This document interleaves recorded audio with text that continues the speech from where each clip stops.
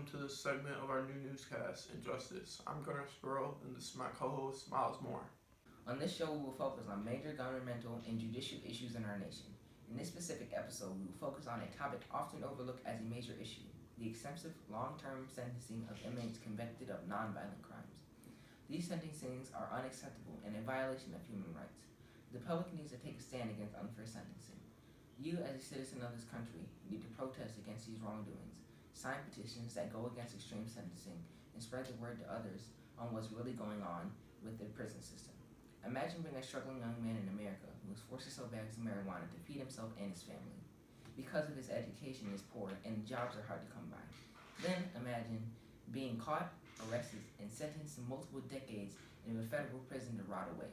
This is a reality for Americans, and it's unjust for such minor offenses. Long-term sentencing for nonviolent crimes is an ineffective way to deal with criminals, and we consider it to be unfair not only to the victims of the justice system, but also to American taxpayers who have to pick up the slack with their hard-earned money to pay for our unfortunately inadept justice system. We now welcome J.C. Watts, Chairman of the Charles Colson Task Force on Federal Corrections. Back in 1994, the consensus was that lengthy prison terms were the best response to crime, even nonviolent offenses. We know more about today what works to change criminal behavior, and we know that for many lower-level offenders, alternative sanctions can work better than incarceration to help individuals steer clear of the future crime and become productive members of society.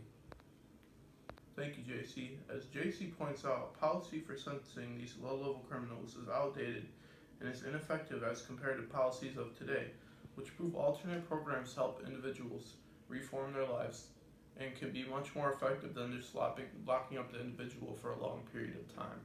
Many other writers and experts have spoken out against excessive sentencing, such as the article Cut Sentences for Low-Level Drug Crimes, published by the New York Times. It gives detailed statistics about this issue. The article explains that throughout the years 1988 to 2012, the average drug sentence given doubled in length. The article also stated that each year an increase of $1.5 billion is spent on housing for inmates. The overspending on incarceration has an extremely simple solution. Stop putting away people for the rest of their lives, or for decades of it, for low-level non-violent crimes.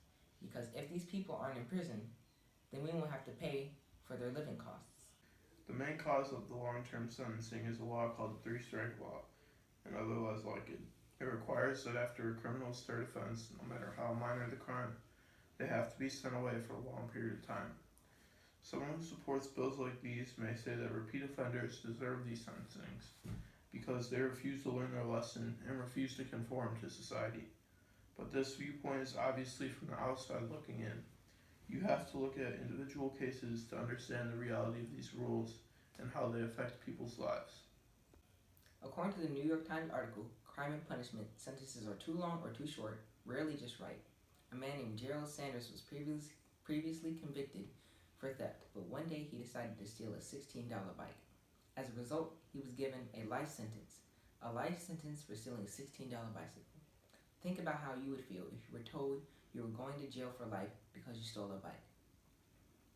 Supporters of the three-strike law, who believe repeat offenders need to be in prison for long periods of time, have failed to see a major problem with the U.S. justice system. People often forget the true purpose of prison. Yes, it is supposed to punish criminals, but the main purpose is to force a change into criminals' thinking so when they are released, they can become functional citizens in society. Why they are called correctional facilities. The government has created the prison system almost strictly as a form of punishment and as a way to put away criminals and forget about them as they rot away. That is wrong. The government needs to focus more on the rehabilitation of criminals so that this way they can stop future repeat offenses instead of just letting it happen. This is why the justice system needs to take more responsibility for its repeat offenders instead of just unfairly throwing them in jail for life, especially for nonviolent crimes that aren't even that bad. Often today, people forget about that criminals are people too, who are worthy of assistance. Sentencing somebody life or decades in prison for minor nonviolent crimes just because they have a record is wrong. So to all listening, speak out against this issue. petition against laws like the three-strike law. Sometimes you have to put yourself in the shoes of others.